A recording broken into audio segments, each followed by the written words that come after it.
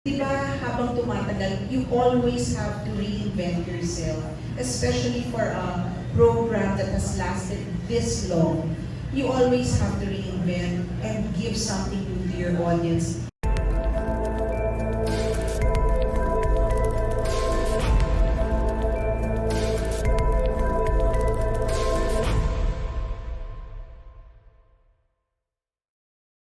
Nasabi naman ni Bitoy na we wanted to move it to an earlier time slot on a Sunday para mas marami ang maka-enjoy sa binibigay na entertainment ng Bubblegum.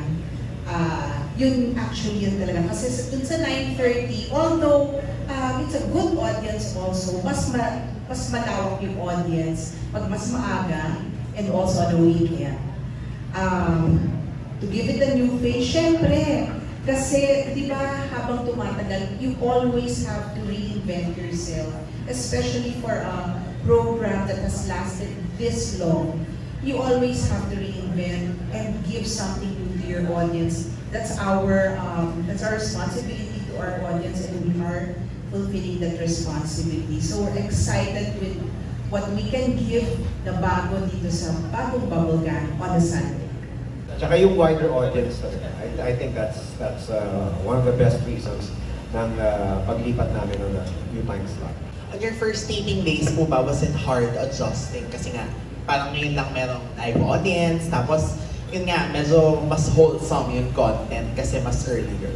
Well, hindi naman ganun kalaki yung changes at saka yung difficulty. Kasi we've done this several times na yung performing in front of a live audience.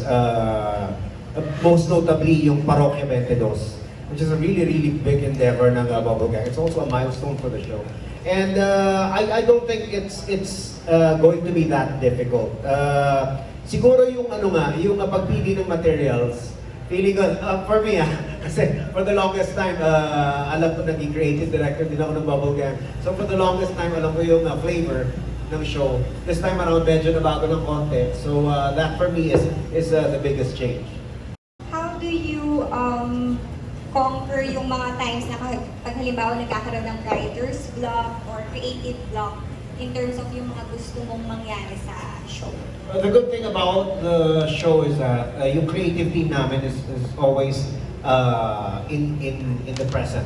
Palaging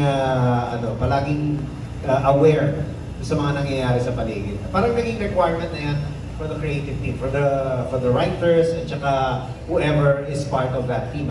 So even the cast, parang you have to be aware of what's happening right now. As long as there's material na pinanggagalingan, hindi ka maubusan ng material na ipoproduce. So for the longest time na ginagawa namin itong Bubblegum, parang kami, we're dependent on each other.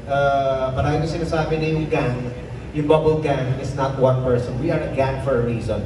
And that's not just within the cast, pati sa creative team, pati sa production, pati sa network, at saka lahat ng mga tumutulong pa.